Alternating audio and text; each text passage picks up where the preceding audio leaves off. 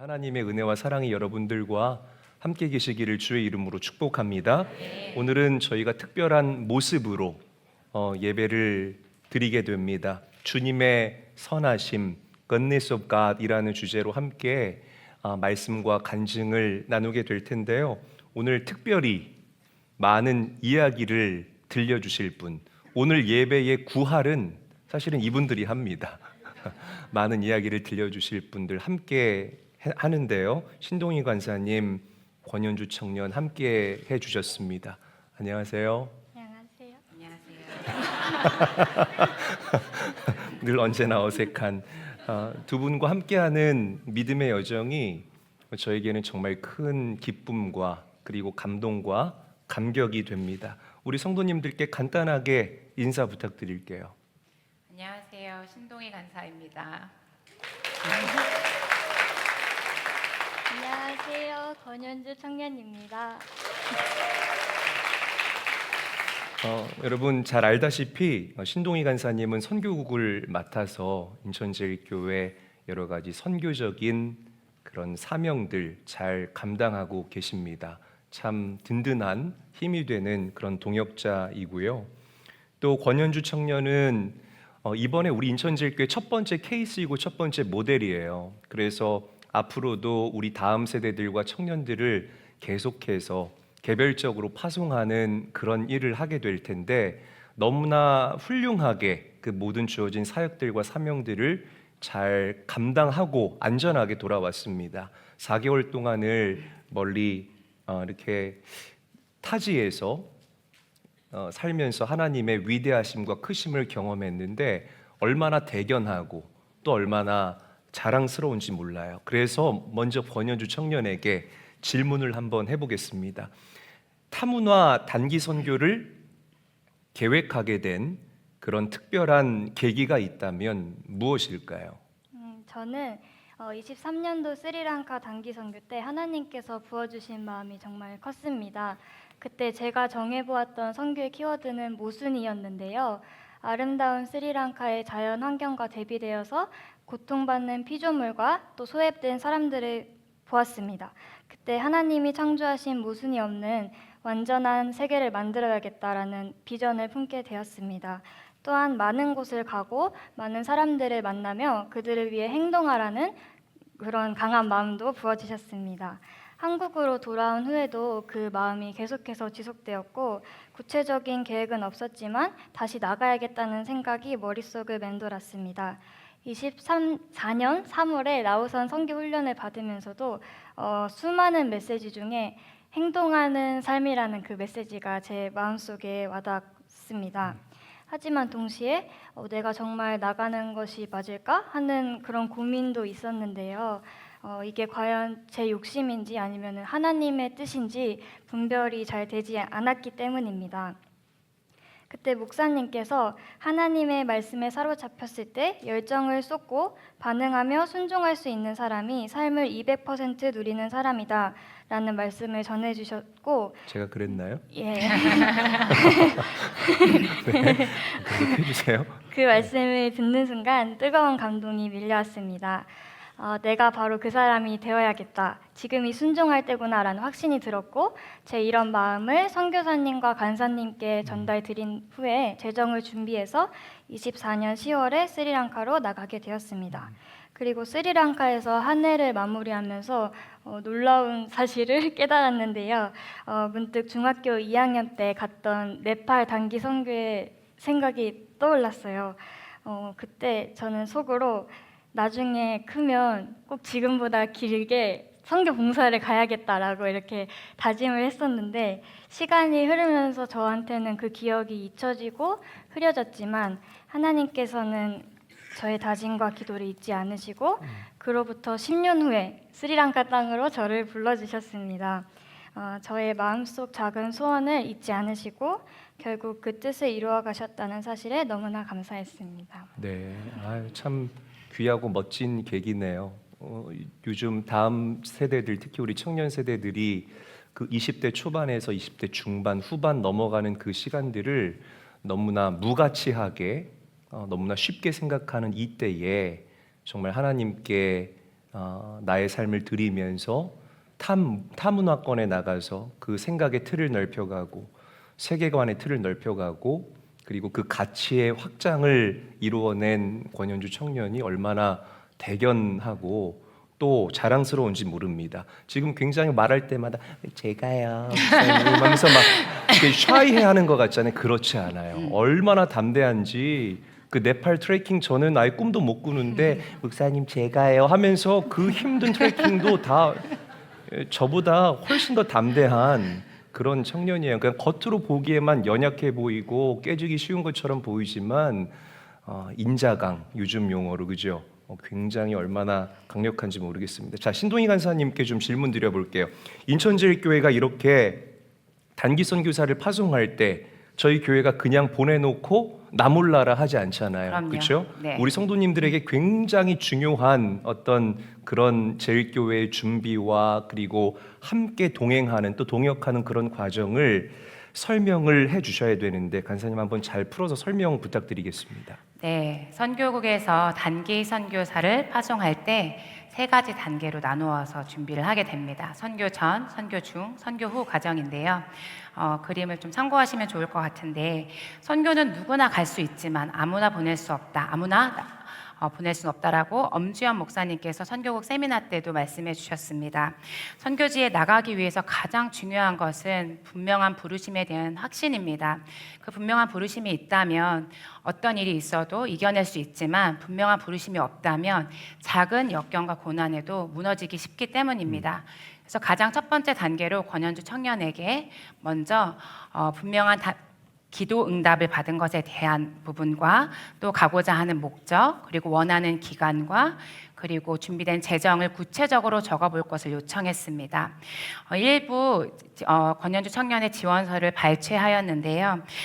깊이 생각하고 기도하는 과정 가운데 확신을 주시는 하나님을 경험함으로 이 여정을 시작하게 됩니다. 이렇게 적혀 있습니다. 하나님께서 주신 마음이 맞나? 라고 의문을 가지게 되었는데 다시금 기도했을 때 하나님께서는 이 마음이 내가 내게 준 것이 아니면 뭐겠니? 나의 마음과 너의 마음이 같으니 기뻐하라 라고 말씀하셨습니다. 이렇게 분명한 부르심과 하나님 안에서 훈련받고자 하는 마음이 목적이 분명했기 때문에 담임 목사님과 상의하여 교회에서는 단기 선교사로 파송하기로 결정하였습니다. 이렇게 결정한 후에 선교지가 이미 스리랑카로 결정되어 있었기 때문에 선교사님과 소통하며 이제 어떤 곳에 거주하고 어떤 사역을 하고 어떻게 진행해야 될지 구체적인 상의가 진행되고 지원서를 제출한 시점이 6월 초였는데요. 파송된 시점은 10월 중순이었습니다. 그러면 보통 이제 멤버케어 플랜을 보면 선교국에서의 짠 플랜을 보면 3개월 가량 훈련을 받아야 됩니다. 그런데 권현주 청년은 당시 하반기 타문화 선교팀장으로 훈련받고 있었기 때문에 선교지와 선교에 대한 이해, 관계의 역동, 또 심리 검사 이런 부분들은 팀장 훈련으로 대체하였습니다. 왜냐하면 그 안에 다 포함되어 있었기 때문에 선교를 다녀온 후 3주 가량 스트레스 취약성 검사랑 영적 안정감 척도에 대한 검사를 진행하고 스트레스를 어떻게 대처하고 또 어떻게 위기에 대처할 수 있을지에 대한 이야기를 나눴습니다. 그리고 중요한 것은 선교지로 가기 전에 생각해야 할 레프트라는 것인데요. 이것은 선교지에 가기 전에 본국에서 해결되지 않은 과제를 해결하고 또 감사의 말과 인정하는 말, 주변의 사람들에게 충분한 나의 마음을 표현하고 떠나는 것, 그리고 잘 인사하고 가는 것. 인사를 하지 않고 가는 게 사실 선교지에선 굉장히 힘든 일입니다. 그리고 선교지에 대한 구체적인 생각을 해보는 것도 내가 살아가야 될 곳에서의 단계별로 생각할 수 있는 것이기 때문에 목사님도 꼭 생각해 보시기 바랍니다. 한 달 동안 가셔야 되기 때문에 제가 따로 보내드리도록 하겠습니다. 이런 과정이 필요하고 또한 그럼 저도 줌으로 만나주시나요? 네, 만나드리겠습니다. 거부합니다. 한국위기관리재단에서 진행하는 단기선교 위기 매뉴얼을 배우는 포럼에도 저희가 같이 참석해서 훈련을 받았습니다. 선교 전 과정의 목적은 무엇이냐면 선교 헌신자가 나가고자 하는 열정만 있어서는 안 됩니다. 그 열정 플러스 이 현실 감각을 가지고 구체적으로 준비할 수 있어야 하는 것입니다. 그게 선교국의 목적이고요. 선교 중에는 주기적인 인터뷰, 즉 디브리핑이라는 것을 진행하였는데, 디브리핑은 공군에서 시작된 용어입니다. 사건 발생 이후 경험을 이야기하는 것인데, 즉 선교사가 선교지에서의 경험을 이야기하면서 사역의 의미를 재해석하고 복잡한 감정과 생각을 정리하며 스스로 나아갈 방향을 찾는 것이 이 디브리핑의 목적입니다. 2주에 한 번씩 정기 디브리핑을 하면서 하였고, 또 선교 현장에서 연장 교육을 진행했어요. 온라인으로 라이프 에즈 미션이라는 8주간의 온라인 교육을 통해 하나님 백성의 선교란 책을 읽고 강의를 듣고 조원들과 토론하며 선교에 대한 생각을 확장해 갈 수 있도록 도왔습니다. 닐 피롤로라는 사람이 보내는 선교사라는 책을 썼는데요. 이 책에 이렇게 적혀 있습니다. 만일 우리가 선교사가 선교지에 있는 동안 타문화 사역의 기쁨과 슬픔을 그와 함께하면서 돌보았다면 우리는 그가 집으로 돌아왔을 때 선교사를 환대하고 필요한 디브리핑을 하면서 돌보는 것이 당연하다라고 이야기합니다. 선교 과정에서 중요한 것은 선교 사역을 마치고 돌아온 선교사를 환대하는 일입니다. 그가 얼마나 그곳에서 잘했는지, 그 기간을 다 채웠는지, 무슨 이유로 본국에 돌아왔는지 그것은 중요하지 않습니다. 선교지에서 본국으로 귀환하는 선교사를 환대하는 것은 선교사를 위로하고 살리는 중요한 일입니다. 본국에서 돌아온 지 열흘 정도 지났을 때 시점이 신체적 피로도 풀리고 가족과도 충분한 시간을 보냈을 때라고 판단이 되어서 저희는 선교지에서의 삶에서 안전하게 빠져나올 수 있도록 출구 인터뷰를 겸한 디브리핑을 진행하였습니다. 거창한 것이 아니라 선교지 삶에서의 이야기를 주어진 질문지에 따라서 생각해보고 생각을 정리하여서 저를 만나서 이야기하는 시간을 한 2시간 정도 가졌는데요. 이 시간을 통해서 선교지에서의 좋았던 기억, 나빴던 기억 이것들을 풀어내고 또 재해석하고 그리고 현재뿐만 아니라 미래의 이야기까지 생각하며 나아갈 방향성을 결정하는 것입니다. 의도적으로 사려 깊은 경청의 시간을 갖는 것이라고 생각하시면 됩니다. 그리고 또한 이 시간처럼 공적인 모임에서 보고할 수 있는 기회를 제공하는 것도 선교국에 해야 될 일이라고 생각합니다. 하나님께서 행하실 일을 나눔으로써 단기 선교사뿐만 아니라 성도님 모두 은혜 받고 또 하나님 안에서 성장해 가는 기회가 되는 것입니다. 사람이 열정이 앞서는데 그 열정이 정리가 되지 않으면 어떤 막다른 벽에 마주쳤을 때 그 열정이 정말 훅 하고 꺼지게 되는 그런 안타까움을 경험하게 됩니다. 그런데 선교 전과 그리고 선교 중 그리고 선교 후로 나누어서 이 양육과 케어를 동시에 잘 진행한 이 선교국 그리고 인천제일교회의 이런 모습들이 담임 목회자로서 얼마나 큰 도전과 그리고 귀감이 되는지 모르겠습니다. 이렇게 앞으로 이렇게 한 사람씩을 잘 케어해 나가는 그런 모습들이 잘 적용이 되어서 정말 그 케어받은 사람들이 다른 사람들을 더 멋지게 케어할 수 있는 그런 아름답고 복된 일들이 불가같이 일어날 수 있게 되기를 간절히 바라고 소망합니다. 우리 연주 청년 올해 몇 살이죠? 27살입니다. 27살입니다. 27살인데 참 뭐 애기잖아요. 그렇죠? 그런데 이렇게 좋은 이 시기에 굳이 스리랑카로 나를 4개월 동안 보내신 그 이유와 목적이 무엇일까요? 졸업을 앞둔 시점에서 저는 많은 고민이 생겼습니다. 아마 저뿐만 아니라 여기 앉아 계신 청년들이 한 번쯤은 겪는 고민일 것 같은데요. 앞으로 어떤 길을 가야 할지 또 어떤 선택이 옳은 선택일지에 대한 고민이 제 머릿속에 가득했던 것 같습니다. 대부분의 친구들은 취업을 하고 있었고 또 빠르게 사회로 나아가고 있는 단계였습니다. 그런 가운데 제가 과연 이 4개월이라는 귀중한 시간을 선교하는 데 사용해도 되는 걸까라는 혹시 남들보다 뒤처지는 건 아닐까라는 걱정과 불안함이 찾아오기도 했습니다. 그러나 저는 세상의 기준에 시선을 두기보다 그것보다 더 크고 분명한 하나님의 부르심을 따르기로 결단했습니다. 그리고 그 선택이 결코 헛되지 않았다는 것을 저는 스리랑카의 생활을 통해 확신할 수 있었습니다. 스리랑카에서 보낸 4개월 동안 저는 일상 속에서 하나님과 동행하는 법을 배웠습니다. 그동안 길어봤자 2주 정도의 짧은 단기 선교만 다녀왔었기 때문에 매일매일 다른 이벤트와 그리고 특별한 하나님의 은혜가 꽉꽉 압축되어 있었던 그런 선교만을 경험했었는데요. 그래서 그런지 저는 스리랑카의 4개월이 매일매일 특별한 일로 가득할 것이라는 그런 생각을 했던 것 같습니다. 하지만 제 예상과는 다르게 매일 같은 패턴과 단순한 하루들의 연속이었습니다. 그러한 시간을 보내며 선교지도 삶의 터전이구나 이런 생각을 하게 됐고 또 아이러니하게도 한국에서는 깊게 생각해보지 않았던 일상에서의 선교에 대해 타지인 스리랑카에서 더 깊게 생각하고 묵상해 볼 수 있었습니다. 특별한 순간이 아니더라도 하루하루의 작은 순간 속에서 하나님과 교제하는 법을 배우고 동행하시는 하나님을 경험했습니다. 저번에 영상에서도 말씀드린 적이 있지만 내가 어디에 있는가가 중요한 것이 아니라 나의 마음과 시선이 어디로 향해 있는가가 중요한 것이라는 것을 저는 깨달았습니다. 또한 저는 세상의 기준에서 자유로워질 수 있었습니다. 자신이 기준에 못 미치는 사람이 된 것 같다라는 그런 생각은 저를 되게 불안하게 하고 힘들게 했는데요. 하지만 짧은 기간이나마 외국에서 살아보면서 다양한 삶의 방향과 그리고 사람들의 생각 그리고 문화를 접할 수 있었습니다. 시야를 넓히고 다시 보니 저를 작게 만들었던 그 기준들이 얼마나 쓸데없는 것이었는가 그거를 또 깨닫게 됐고요. 저는 프레임 밖에서 벗어나 하나님의 기준으로 저의 삶을 다시 바라보기 시작했습니다. 제가 당장 지금 취업을 못했다고 해서 과연 실패한 삶을 살고 있는 것일까요? 저는 아니라고 말씀드리고 싶습니다.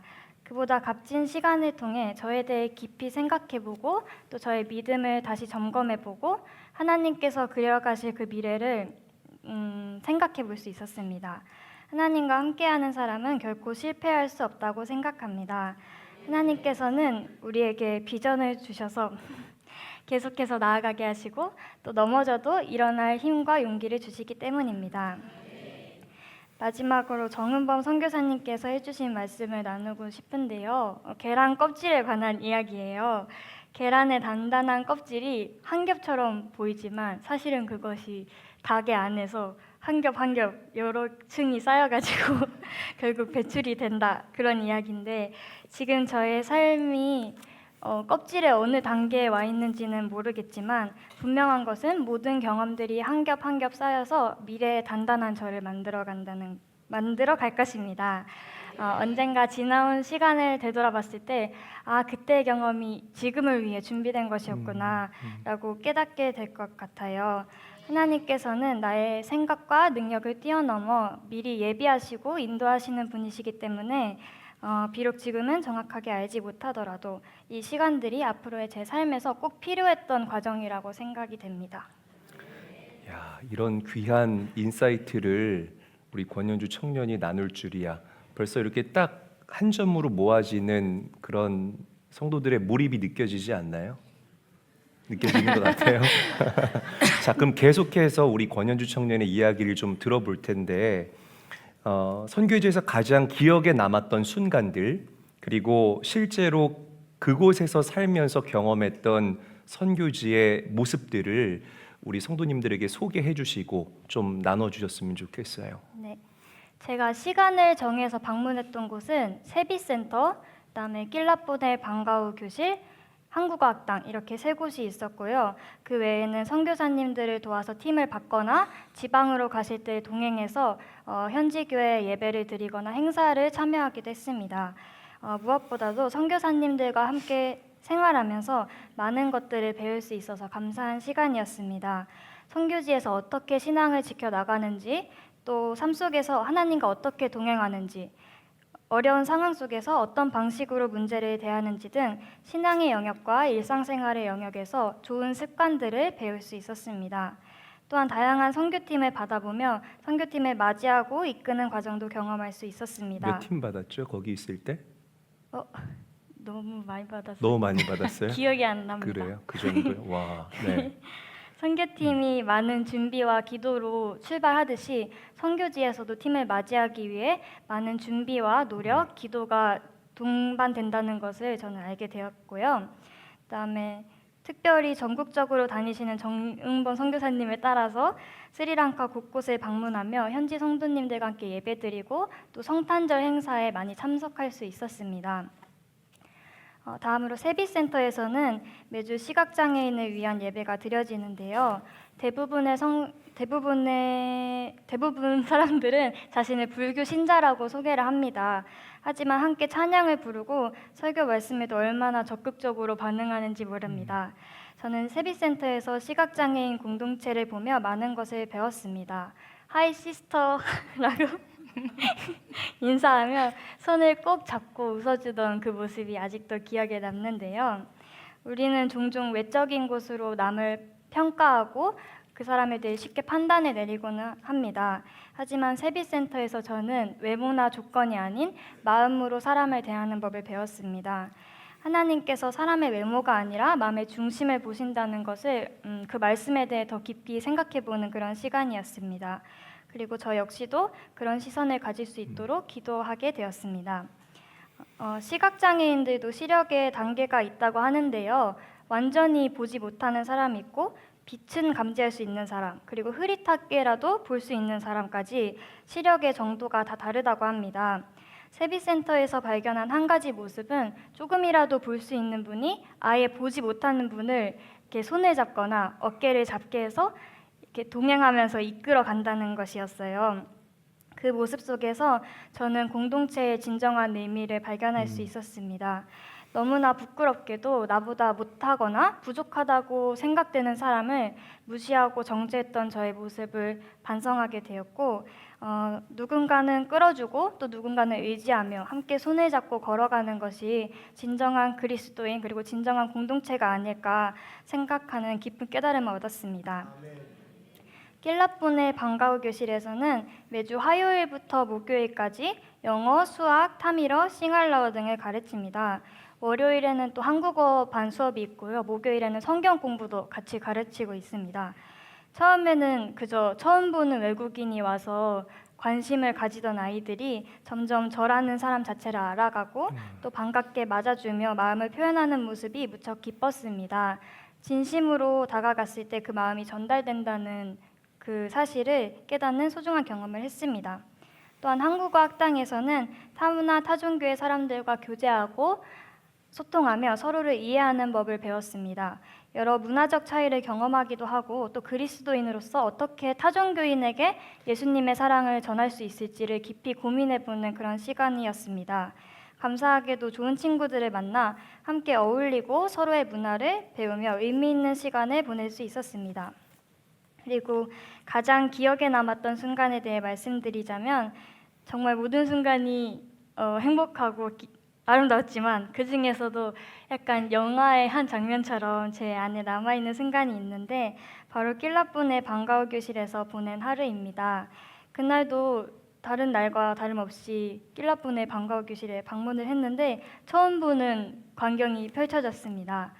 아이들이 한 손에 나뭇잎을 쥐고 그네 앞에 길게 줄을 서 있었어요. 전에는 한 번도 본 적이 없는 모습이라 뭘 하고 있는지 물어봤더니 저기 손에 들고 있는 나뭇잎이 티켓이고 그 티켓을 내야지 그네를 탈 수 있다는 거예요. 그래서 아이들 중에서 고학년 아이들이 자발적으로 관리인이 돼서 그네를 밀어주고 또 티켓을 검사하기도 하고 그렇게 그네를 다 탄 아이는 다시 다른 티켓 나뭇잎을 찾아서 뛰어다니고 하는 그런 모습이 너무 사랑스럽고 따뜻하게 느껴졌습니다. 그럼 그 나무는 이렇게 특별히 파는 거예요? 아니 길에서 막 주워서 네. 대도 되는? 한번 영상이 있거든요. 오케이. 한번. 네.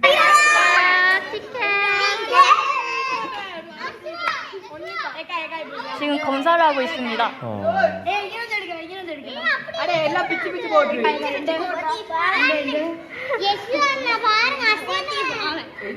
போய் தம்பி ஆட்டா போடா 네, 여기까지 보도록 하겠습니다. 어머.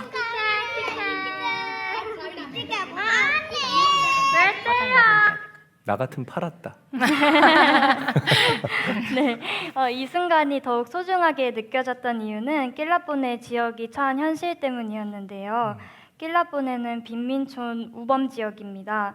마약 문제가 심각하고 또 다양한 범죄가 빈번하게 발생하는 곳입니다. 실제로 방과후 교실에 다니는 아이들의 부모님이 마약을 하다가 경찰에 잡혀갔다라는 그런 소식을 듣기도 했는데요. 그런 환경 속에서 아이들이 마음껏 뛰어놀 수 있는 안전한 공간이 있다는 것, 그리고 교회가 그 역할을 감당하고 있다는 사실이 너무 감사했습니다. 아이들이 방황하며 거리를 떠도는 대신 교회라는 울타리 안에서 배우고 웃고 말씀을 듣고 순수한 모습 그대로 놀 수 있다는 사실에 감사하는 동시에 저에게는 이날 하나님의 그 기쁜 마음이 느껴졌습니다.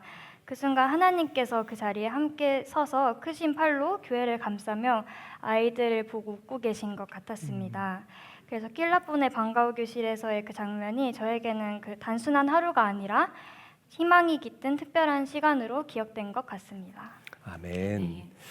참 아름다운 고백과 간증이고 또 사진과 영상들이었는데요. 저도 스리랑카 여러 번 다녀와 봤지만 또 사진으로 봐도 그 스리랑카라는 땅의 그 현장감이 너무 생생하게 저에게 전달되는 것 같습니다. 아마 우리 성도님들도 저와 같지 않을까라고 저는 생각을 해봅니다. 귀한 나눔 감사해요. 너무 은혜롭게 잘 나눠주셔서 감사합니다. 자, 신동희 간사님, 저희가 사실 간사님은 2주에 한 번씩 줌으로 네. 연주를 만나서 연주의 여러 가지 육적인 건강 상태나 영적인 건강 상태를 체크를 했고, 저도 정해진 시간 한 달에 한 번씩 줌으로 연주를 만나면서 그렇게 함께 소통하는 시간을 가졌는데 네. 저는 이 시간이 굉장히 중요하다라고 생각을 하거든요. 이렇게 체계적인 멤버 케어, 그리고 또 간사님께서 정해진 그 포맷에 대한 포맷을 가지고 질문지를 만들었어요. 그래서 늘 이제 연주와 만나기 전에 그 질문지 리포트를 저한테 전달해 주시면서 연주의 상태나 아니면 뭐 연주의 감정선이 이렇게 크게 요동쳤던 어떤 그런 사건들이나 사고가 있었는지를 이렇게 저에게도 공유를 해 주셨거든요. 그러니까 그 만나는 시간이 너무 행복한 거예요. 어떤 뭐 애로사항이 없었는지, 그때는 왜 그랬는지, 혹은 거기에 꼭 필요한 성경 말씀이 있으면 그 말씀으로 연주와 함께 공유하고 나누고 연주를 터치하는 이제 그런 일들을 감당했죠. 이런 체계적인 멤버 케어가 우리에게 주는 유익이 있다면 설명을 좀 해주시죠. 먼저 멤버 케어가 무엇인지 좀 이해가 필요할 것 같습니다. 선교사 멤버 케어는 멤버라는 건 원래 미셔너리를 대신하는 말이에요. 근데 그 창의적 접근 지역, 우리가 잘 들어갈 수 없는 선교 지역에서 미셔너리라고 부를 수 없기 때문에 멤버, 선교사를 돌본다라는 의미입니다. 이는 지속적인 선교를 위해 꼭 필요한 일인데, 지금 보시는 그림은 멤버 케어의 7S 돌봄 모델이라고 합니다. 단계별로 7가지의 모델이 소개되어 있는데 권현주 청년은 정기 디브리핑이라는 형식으로 파송교회 구조적 돌봄을 받았지요. 그래서 선교지에서 발생할 수 있는 어떤 영적인, 정서적인, 관계적인 문제를 예방하고 선교 사역을 지속할 수 있었습니다.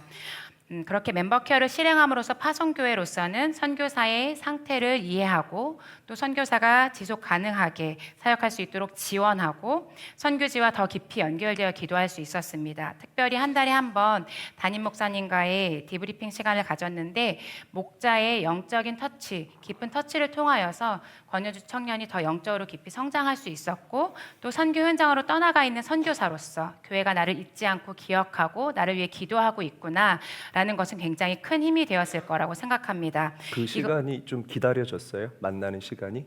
네, 에이. 너무 기다리셨습니다. 엎드려 절박했는데 계속하세요. 네. 진심인데요. 네. 그렇죠? 네. 여기서 보시면 네 번째, 그리고 네 번째, 여섯 번째에 있는 목자 돌봄과 파송자, 파송교회의 돌봄을 받게 된 것입니다.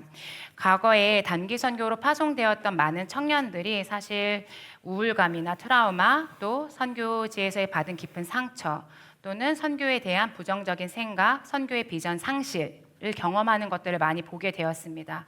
이로 인하여서 단기 선교로 파송받는 많은 청년들에 대한 이런 문제의식을 가지고 있었는데, 2019년에 제가 YM 싱가포르에서 멤버케어 훈련을 받으면서 단기 선교사 파송자를 위한 돌봄을 제일 먼저 계획하게 되었습니다. 멤버 케어는요, 문제가 발생했을 때 잘 대처하고 해결하는 것도 중요하지만 무엇보다 예방하는 차원에서 문제가 발생하지 않도록 하는 게 너무나 중요합니다. 2주에 한 번씩 보고서를 작성하고 자신의 일 돌아보면서 아마도 연주 청년은 자기 자신을 점검할 수 있었을 텐데, 이 부분은 자기 돌봄이라는 단계에 해당되는 것입니다. 선교국에서 보고서를 통해 단기 선교의 현재 상태를 점검하고 필요한 부분을 제공할 수 있었고, 이 멤버케어의 목적은 타문화권에서 타문화 선교사가 건강하고 지속 가능하게 회복력을 가지고 선교할 수 있도록 지원하는 것이 이 선교국의 목적이었습니다. 간사님은 이렇게 젊은 학생 청년들이 단기로 해외 일정 기간 동안 체류하면서 그곳에서 역사하시고 나와 함께 하시는 하나님을 경험하는 그 단기 선교사가 되어 파송되어지는 그 시간을 굉장히 귀하다고 생각하시는 거잖아요. 그럼요. 그렇죠. 그럼 이런 단기 선교 여행이 우리 젊은 학생들과 청년들 영혼에 주는 어떤 그런 유익함이 있다면 그게 뭘까요? 굉장히 많고 정말 귀한 시간인데, 제가 이 선교 보고 예배를 준비하면서 저의 일기장을 쭉 훑어보았어요. 훑어보면서 연주 청년의 고백처럼 저의 중학교, 고등학교 때 하나님께 말씀드렸던 그 소원들을 하나님이 이루어 가신 것을 보게 되더라고요. 많은 나라를 다니게 하시고, 제가 정말 꿈이 많아서 많은 직업을 경험해보고 싶었거든요. 근데 간접적으로 저에게 그것들을 다 경험하게 하셨고 저를 회복하게 하신 하나님을 보게 되었습니다. 저는 사실 지금 보시면 어떤지 모르겠지만 염려와 걱정이 굉장히 많았어요. 그리고 관계 속에서 갈등하고 부르심에 대하여 끊임없이 고민하고 확신이 없는 사람이었습니다. 일기장을 다시 보면서 저도 놀랐어요. 아, 내가 이런 사람이었지. 목사님께서 늘 말씀하시듯이 하나님 살아계시다라는 것을 경험할 수 있는 시간이었는데, 특별히 이렇게 단기로 해외에서 머무는 시간은요, 그 시간 가운데 말씀하시는 하나님, 그리고 인도하시는 하나님, 치유하시는 하나님을 경험할 수 있는 시간이었습니다. 그리고 나를 다듬어 가시고 나의 정체성을 분명하게 하시고 저의 좁은 시야를 넓히시고 나의 좁은 마음을 기경하여서 넓히시는 하나님을 경험하였습니다. 단기 선교 여행에서는 잠시 이곳에서의 모든 것을 멈추고 떠나기 때문에 하나님께 더 온전히 집중할 수 있고, 또 현지에 있는 사람들과 또 우리 팀원들에게만 집중할 수 있는 시간이기 때문에 더 하나님의 말씀에 경청할 수밖에 없는 시간인 것 같습니다. 제 삶 속에서 발견한 것을 토대로 단기 선교가 영혼에 주는 유익을 좀 정리해봤는데요. 하나님과 친밀해지고 예수님처럼 보고 이해하고 느끼고 응답하고자 합니다. 또한 나의 은사와 재능을 발견하게 되고 또 그것을 사용하게 됩니다. 또 나를 향한 하나님의 부르심과 삶의 목적을 발견하게 됩니다. 타문화를 경험함으로써 생각과 시야가 확장되고 관점의 변화가 생깁니다. 협력하는 가운데 자신에 대한 이해뿐만이 아니라 타인에 대한 수용성도 가지게 됩니다. 개인을 넘어 공동체에 대한 마음을 가지게 됩니다. 이 외에도 하나님께서 주시는 은혜와 우리 영혼이 얻는 유익은 너무나 많습니다. 그런데 저는 그 모든 것을 배우기 위해서는 배우고자 하는 마음이 가장 중요한 것 같습니다.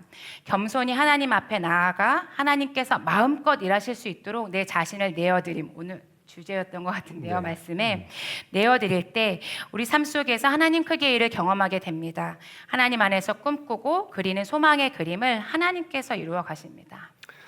너무 공감되는 그런 이야기죠. 저는 여러분들의 세계관이 이렇게 굳어지거든요. 이렇게 나이가 들면 들수록 많은 것들을 계속해서 반복적으로 경험하다 보면 여러분들의 세계관이 유연해지기보다는 점점 굳어집니다. 그래서 우리가 뭐 나이 많이 든 어르신들과 우리의 그 가치가 다르잖아요. 그래서 막 거기에서 오는 그런 충돌들이 있지 않습니까? 그래서 저는 우리 학생 청년들 또 우리 젊은 사람들이 이렇게 세계관이 굳어지기 전에, 딱딱해지기 전에 젊으면 젊을수록 좋습니다. 익숙한 문화와 공간을 벗어나서 타 문화권을 좀 경험하게 될 때에 여러분들의 경험치가 쌓이게 되고 여러분들의 세계관이 확장되게 되고, 그리고 나랑 다르면 되게 한국은 그 다른 사람들을 이상하게 바라봐요.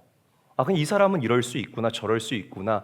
그렇게 좀 받아주고 인정하면 좋은데 나랑 다르면 틀리다라고 이야기하는 너무로 극으로 치닫고 있는 그런 모습들이 사회와 그리고 교회 안에 만연하다라고 저는 생각을 합니다. 그런데 해외에 나가서 정말 한국보다 더 다양한 사람들과 그 이벤트들을 우리가 경험하게 되면 우리의 수용성도 확장되어지는 놀라운 역사가 반드시 일어나게 될 줄로 믿으시기를 바랍니다. 아멘.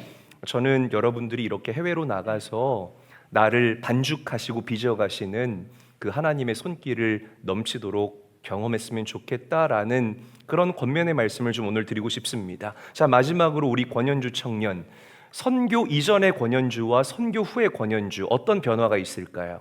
무엇보다도 가장 큰 변화는 하나님이 나와 동행하신다는 확신을 얻었다는 것입니다.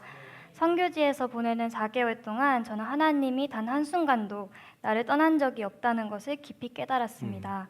기쁘든 슬프든 또 익숙하든 낯설든 언제 어디서나 하나님은 제 옆에서 함께하고 계셨습니다.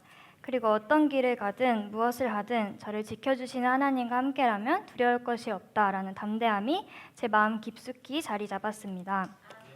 그와 동시에 저는 자신에 대한 확신을 가지게 되었습니다.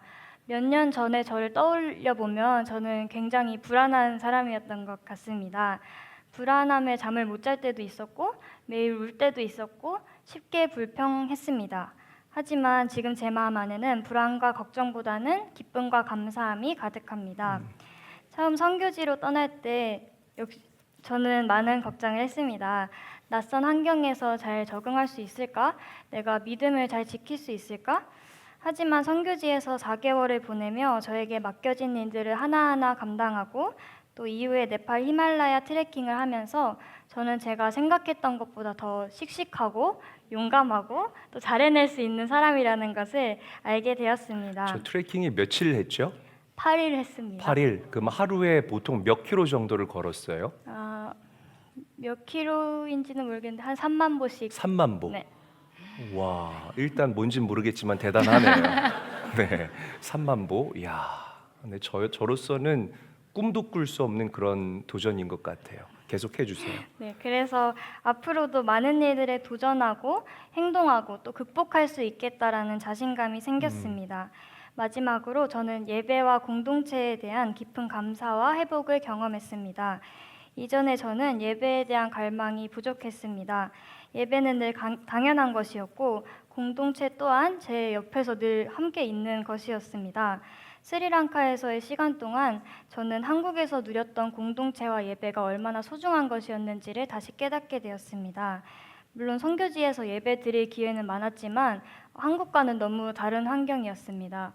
언어가 다르고 또 찬양의 스타일이 다르고 익숙하지 않은 낯선 사람들과 함께 예배하는 환경 속에서 저는 인천제일교회와 그 예배에 대한 그리움이 커져갔습니다. 사실 살면서 예배에 대한 갈급함을 느껴본 적이 이번이 처음인 것 같습니다. 이전에는 당연하게 생각했던 것들이 결코 당연한 것이 아니었다라는 것을 깨닫고 늘 예배할 수 있는 환경, 신앙을 함께 나누며 기도해줄 공동체가 있다는 것이 얼마나 큰 은혜였는지 그리고 그것이 제 신앙을 얼마나 든든히 지탱해 주었는지를 깊이 느낄 수 있었습니다. 이제는 예배의 소중함을 마음에 새기고 공동체와의 교제를 더 깊이 누리며 그 은혜를 감사함으로 받아들이고 싶습니다. 스리랑카에서의 4개월은 단순한 경험이 아니라 저를 새롭게 변화시키는 시간이었습니다. 스리랑카에서 시간은 끝났지만 저는 여전히 하나님과 동행하고 걸어가고 있습니다. 앞으로도 이 확신을 잊지 않고 주어진 자리에서 최선을 다하며 살아가고 싶습니다. 저의 올해의 키워드를 제가 정해봤는데 말씀을 드리고 싶어요. 24년을 마무리하면서 저는 스리랑카의 리틀 아담스 피크라는 그 산에서 일출을 보게 되었는데요. 직접 찍은 거예요? 예. 너무 예쁘네요.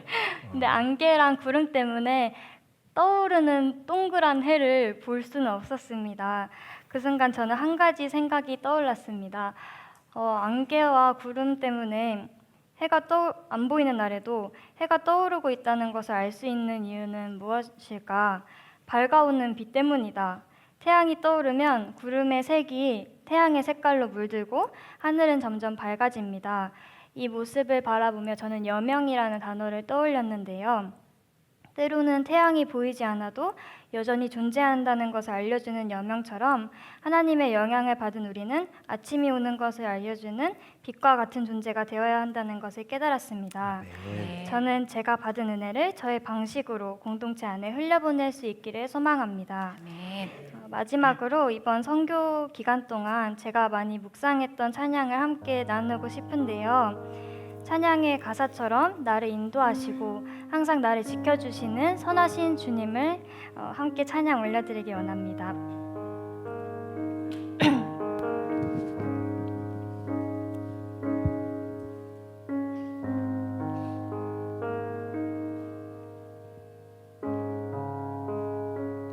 사랑해요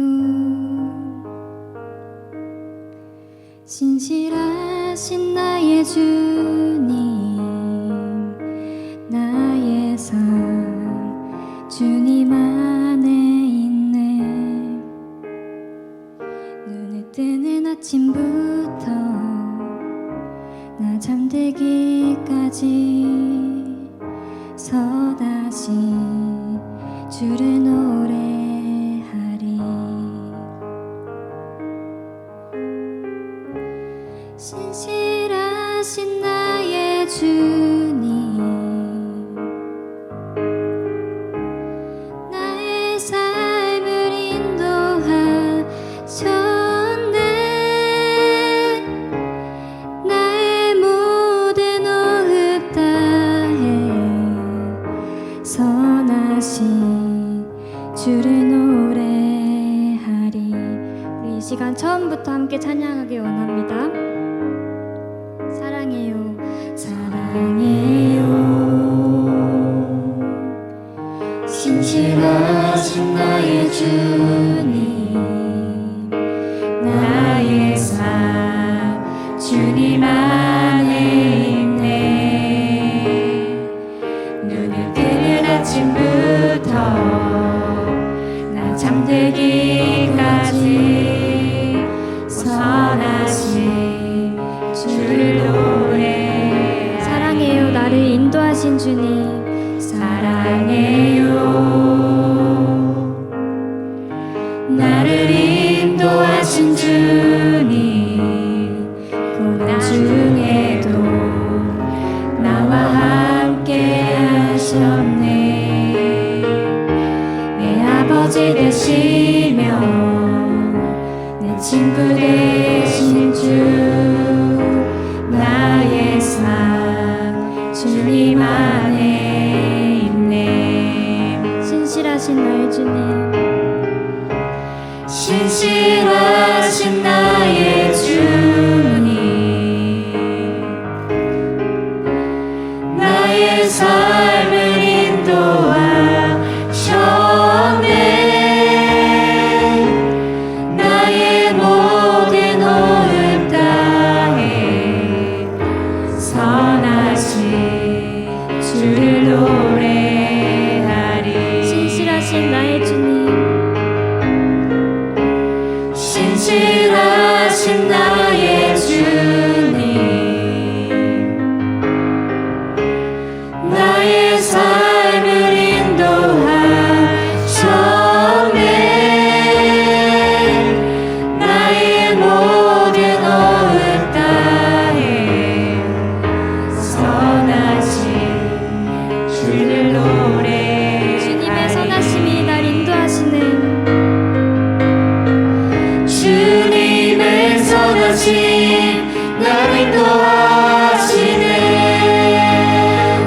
주님의 선하심 날 지켜주시네 주께 엎드려 나의 모든 삶 주님께 드리네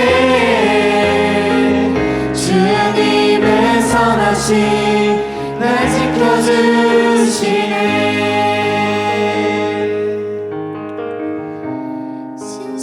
신실하신 나의 주님 나의 삶을 인도하셨네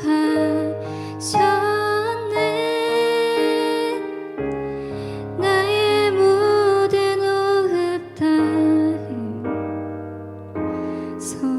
하리.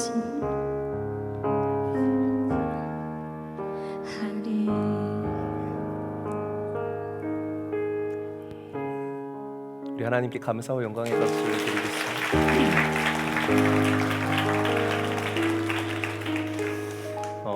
예전에 뭐 지금도 연주가 이렇게 잘 눈물이 많지만 저도 그렇고요. 그런데 예전에 한번 권세용 권사님한테 전화가 온 거예요.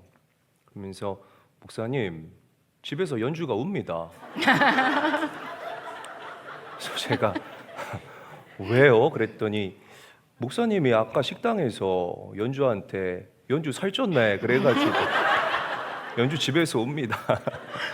아, 흉내가 잘 안 나네. 이거는 어쨌든 그러니까 연주야 이렇게 지나가는 어떤 툭툭 던지는 그런 얘기에도 이렇게 쉽게 상처받고 또 이렇게 많이 울던 연주가 온데간데 없이 그 모습은 사라지고 이렇게 잘 훌륭하게 나를 만들어 가시는 그 하나님의 손길대로 아름답게 빚어져서 이제는 정말 둘도 없는 인천제일교회의 선교적인 그 사역과 사명을 감당해낼 수 있는 그런 젊은 리더십으로 성장하는 모습이 너무나 인상적입니다. 네. 여러분 볼 때마다 응원해 주시고 또 생각날 때마다 위에서 기도해 주시기를 다시 한번 부탁을 드리겠습니다. 아멘.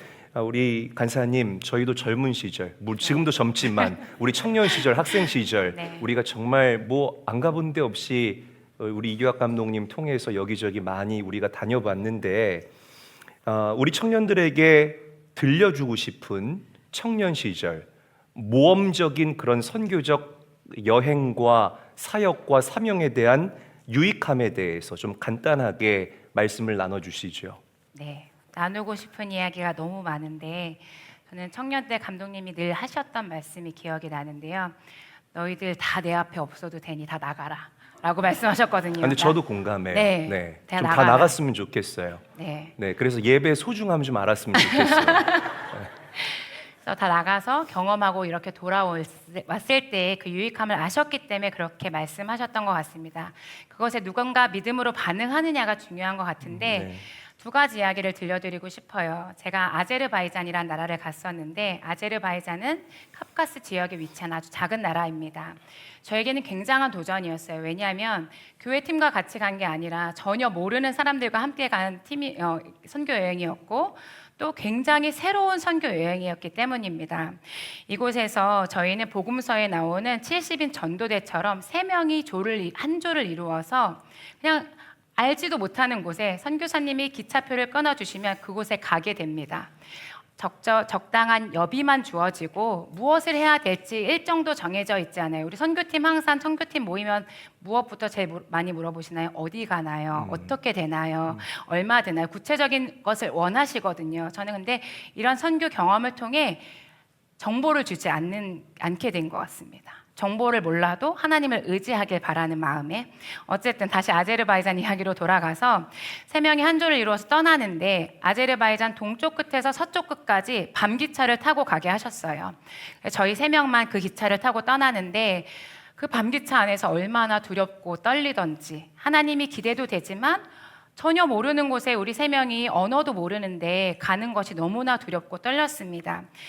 그렇게 떠나면서 철저히 성령님의 인도하심을 구하면서 저희 조원들은 함께 기도하기 시작했습니다. 그때 마이스라는 청년이 이 열차 안에 한국인이 있다는 얘기를 듣고 저희를 찾아와서 한국어를 배우기 시작했어요. 한 12시간 정도 탔던 것 같은데 그 시간 동안 한국어를 배우면서 마침 본인이 사는 지역이 우리가 가야 될 목적지와 같으니 우리 집에 와서 자고 가라는 거예요.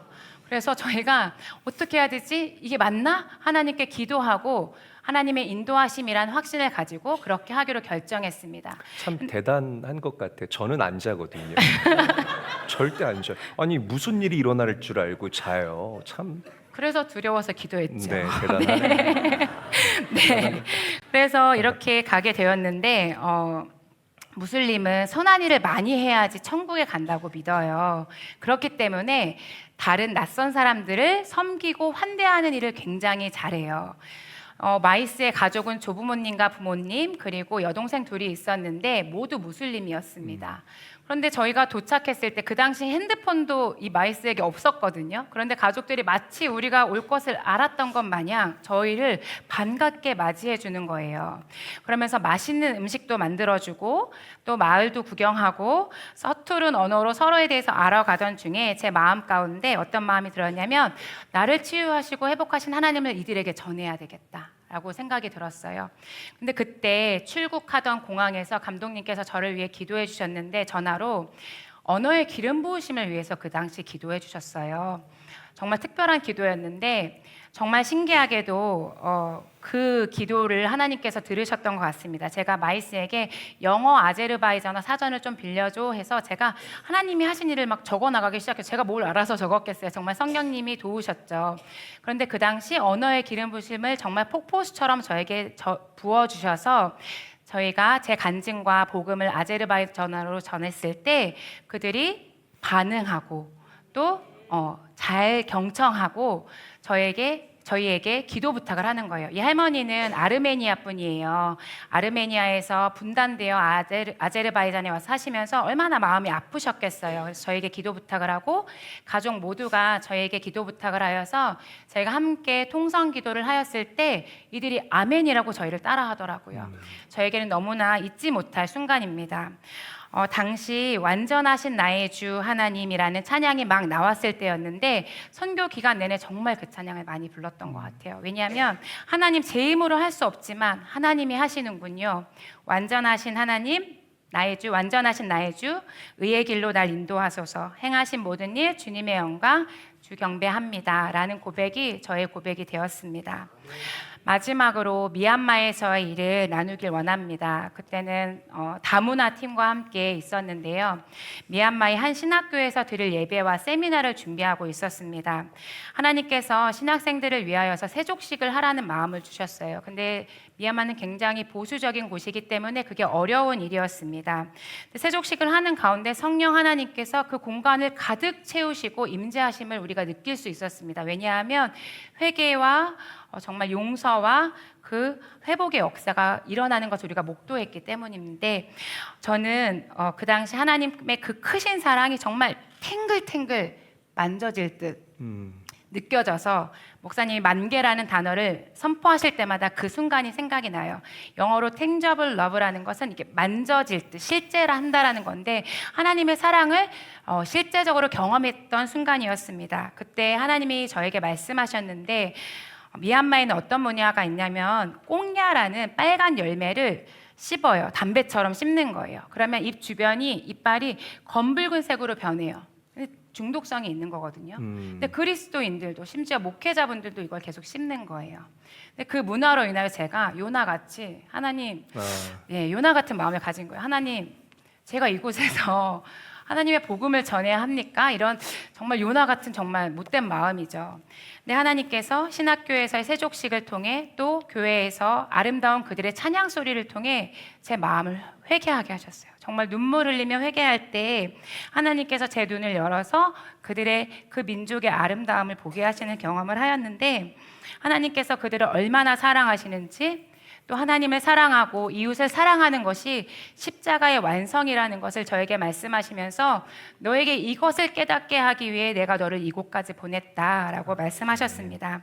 이 사건은 저에게 각 나라와 그 민족의 아름다움을 보게 하는 시발점이 되었습니다. 이는 사람으로 할 수 없는 일이라 생각합니다. 사람으로선 가질 수 없는 선한 마음을 하나님께서 주셨기 때문에 가질 수 있는 것이라고 생각합니다. 오직 하나님께서 행하시고 부어주셔야 가능한 것임을 고백합니다. 아멘. 우리 박수 한번 하시죠. 감사합니다. 여러분 오늘 이 짧은 보고 예배가 여러분들에게 큰 도전이 되었으면 좋겠다 하는 그런 마음이 제 안에 있습니다. 우리가 믿는 하나님은 우리를 만들어 가시고 빚어 가시는 하나님이라는 사실을 믿으시기를 바랍니다. 아멘. 저도 굉장한 연약함이 있었고 우리 연주도 굉장히 이렇게 깨지기 쉬운 그런 자아상을 가지고 있었고 간사님도 지금 보면 모든 카테고리가 이렇게 탁탁탁탁 정리가 되고 완벽한 것 같지만 간사님도 가정이라는 그런 어려움과 아픔이 있었던 그런 공통된 특징이 있었죠. 그런데 하나님께서는 우리를 포기하지 않으시고 우리 안에 하나님께서 각자에게 주신 그 오리지널리티, 그 독창성을 발견하게 하시고 그것들을 개발하게 하시고 우리들을 빚어가시면서 어떤 이는 목회자로 또 어떤 이는 선교하는 그 선교국의 간사로 지금 PhD 공부를 하고 있는데 참 그 이후에 또 하나님께서 어떻게 사용하실지 너무나 기대가 돼요. 그리고 권현주 청년은 아까 고백하지는 않았지만 이번에 다녀와서 그 MMTC 감리교 선교사 훈련원에 들어가서 이제 선교사가 되어지는 그런 과정을 공부하겠다라는 결단을 했습니다. 그러니까 그 아직 앞길을 잘 모르잖아요. 결혼도 하지 않았고, 이렇게 무슨 말만 하면 뿌찌뿌찌 하면서 우는데 그렇지 않나요? 그런데 이런 연약한 이런 좀 여린 마음을 가지고 어떻게 선교사가 될 수 있을까? 저는 그렇게 또 우리 권현주 청년을 만들어 가실 하나님의 손길이 너무나 기대가 됩니다. 베드로도 연약함이 있었죠. 십자가 앞에서 예수님을 부정하고 부인했잖아요. 그것도 이 여종의 그 말에 이 마음이 녹아가지고요. 그렇게 예수님을 부정했던 사람이 베드로였습니다. 그랬던 베드로에게 성령이 임하게 되니까 베드로가 뉴 베드로가 되면서 사도행전의 강력한 역사를 일으켜내고 초대교회를 강하게 이끄는 교회의 리더십으로 세워지게 됐다.